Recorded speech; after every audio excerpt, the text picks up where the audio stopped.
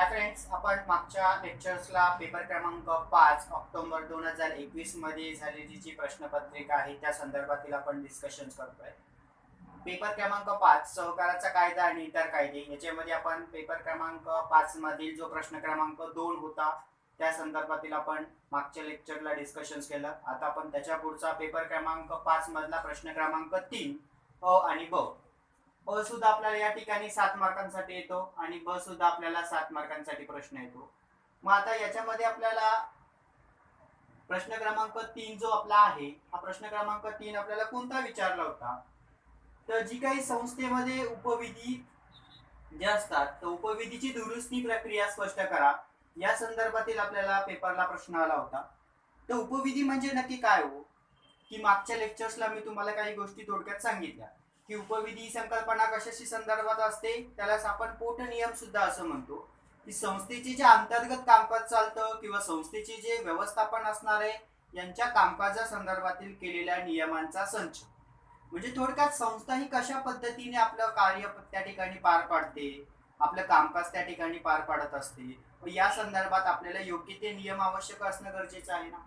मग याच्यासाठी आपल्याला उपविधी तयार करावी लागते. आणि ज्या वेळेस आपण संस्थांची नोंदणी करतो, नोंदणी करत असताना आपल्याला नोंदणी अर्जासोबत आपल्या संस्थेचे नियम काय असणार आहे, उद्देश काय असणार आहे, आपल्या संस्थेचं कार्यक्षेत्र कोणतं आहे या संदर्भातील सखोल अशी माहिती देण्यासाठी आपल्याला उपविधी तयार करावी लागते. आणि ह्या उपविधीच्या एकूण 4 प्रती आपल्याला आपल्या अर्जासोबत जोडाव्या लागतात. मग अशा संकल्पनेमध्ये जर जी काही आपण उपविधी तयार केलेली आहे, जर भविष्यामध्ये वाटलं, व्यवस्थापक मंडळाला वाटलं, संचालक मंडळांना जर वाटलं की बाबा आपल्या उपविधीमध्ये काही फारसा किंवा आपल्या संस्थेच्या नियमामध्ये काही थोडाफार फारसा बदल करावा, मग हा बदल जर करायचा असेल तर त्याच्यासाठी एक महत्वाची प्रक्रिया आहे, तीच आपल्याला पार पाडायची. आणि त्याच संदर्भातील प्रश्न आपल्याला ऑक्टोबर 2021 ला विचारला होता की उपविधीची दुरुस्ती प्रक्रिया स्पष्ट करा. मग उपविधी ही संकल्पना काय आहे पहिल्यांदी, तर सहकारी संस्थांच्या अंतर्गत कामकाज आणि व्यवस्थापन याविषयी नियमांचा संच म्हणजे काय उपविधी. मग यामध्ये कोणकोणत्या महत्वाच्या घटकांचा समावेश होतो, तर संस्थेचं नाव, पत्ता, जर तुमच्या पत्त्यामध्ये जर काही बदल झाला असेल तर तो सुद्धा आपल्याला त्या उपविधीमध्ये द्यावा लागतो. त्यानंतर व्यवस्थापन मंडळाची माहिती असते, कर्मचारी वर्गांची माहिती असते, भागाच्या संदर्भातली माहिती असते, भाग भांडवलाच्या संदर्भातली माहिती असते, लाभांशाच्या संदर्भातली माहिती असते, संस्थेच्या कार्यपद्धतीच्या संदर्भातली माहिती असते, सभेच्या संदर्भातली आपल्याला त्यामध्ये माहिती दिलेली असते. कशामध्ये, उपविधीमध्ये, नियमामध्ये. मग यामध्ये जर आपल्याला बदल घडून आणायचा असेल तर आपल्याला त्याच्यासाठी उपविधीची दुरुस्ती प्रक्रिया काय आहे ही स्पष्ट करायची.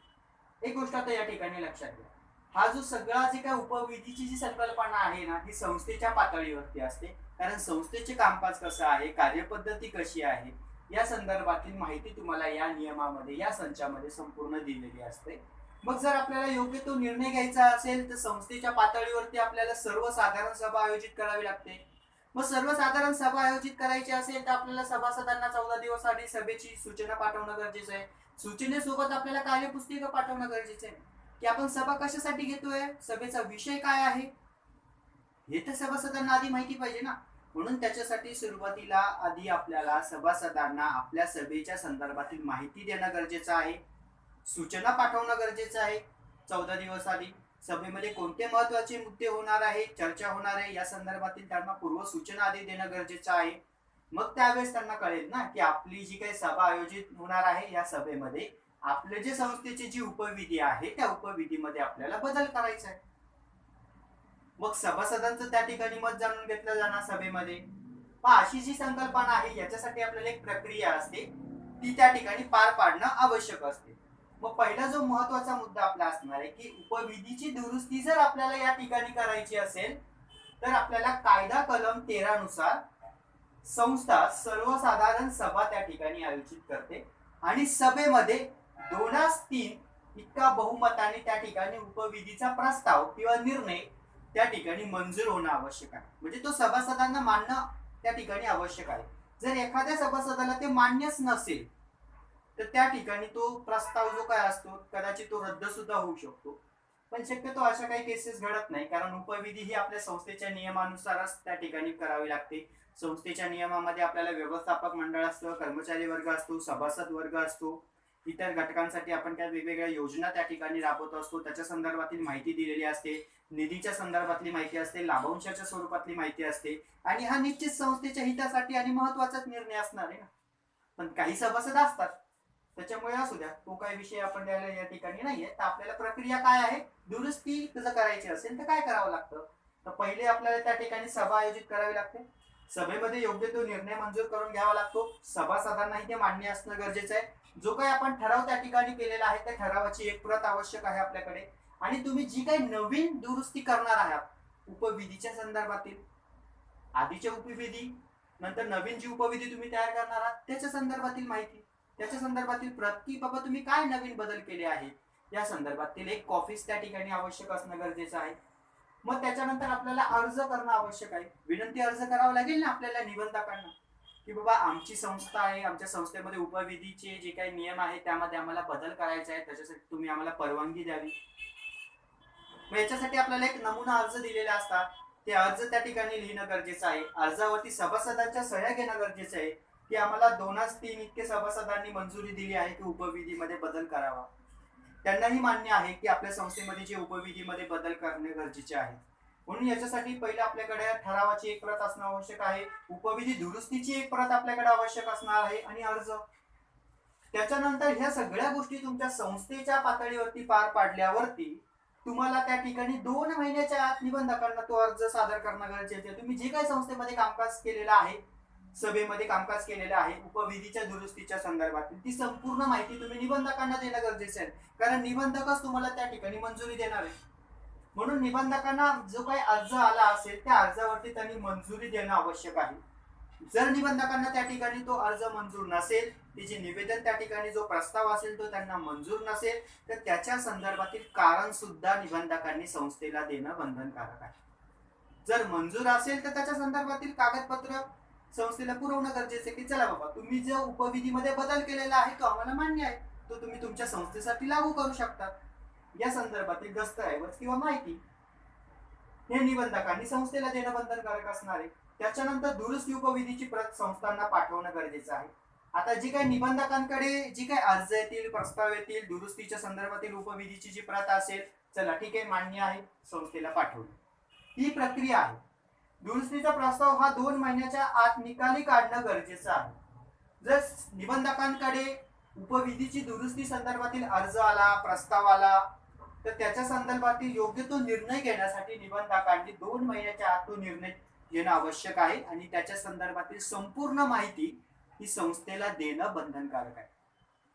समजला हा महत्वाचा मुद्दा. मग पोट नियमालाच आपण काय म्हणतो, उपविधी म्हणतो.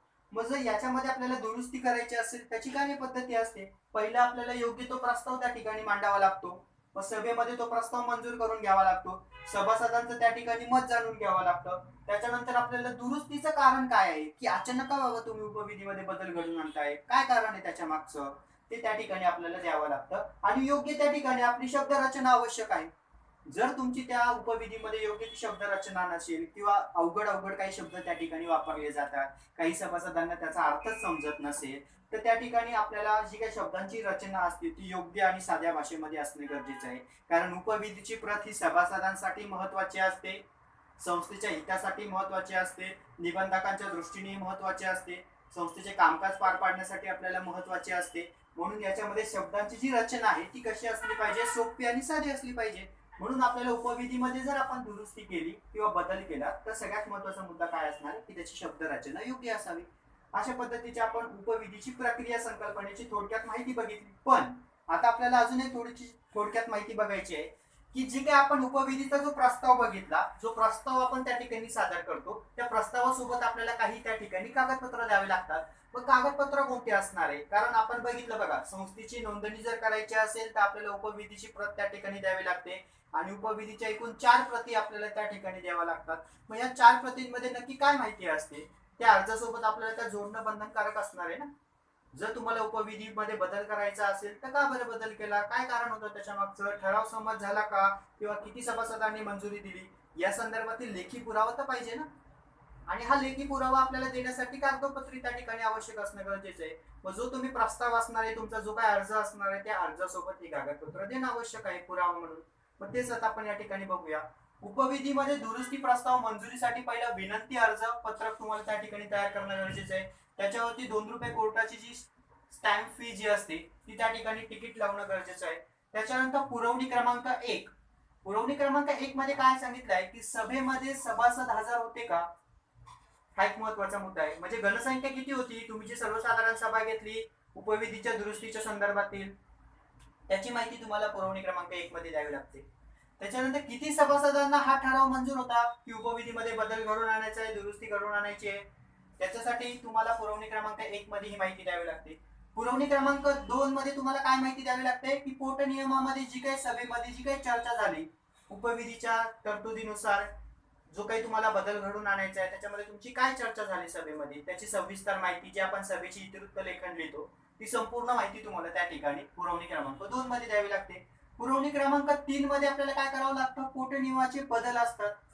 म्हणजे बदल करण्यामागचं कारण काय आहे तुमचं संस्थेच्या उपविधीमध्ये, तुम्ही त्या आधी उपविधी तयार केली होती, मग अचानक तुम्हाला काय झालं, बदल करावे लागले, काय कारण आहे बाबा त्याच्या मागचं, ते तुम्हाला त्या ठिकाणी स्पष्टपणे देणं गरजेचं आहे. आणि हे कारण जर निबंधकांना मान्य असेल, संस्थेच्या हितासाठी असेल, समाजाच्या हितासाठी असेल, सभासदांच्या हितासाठी असेल, कर्मचारी वर्गांच्या हितासाठी असेल आणि ते कारण जर योग्य असेल तरच निबंधक परवानगी देतात उपविधीच्या दुरुस्ती करण्यासाठी. जी काही तुम्ही नवीन उपविधी बनवली आहे त्याला मंजुरी देतात.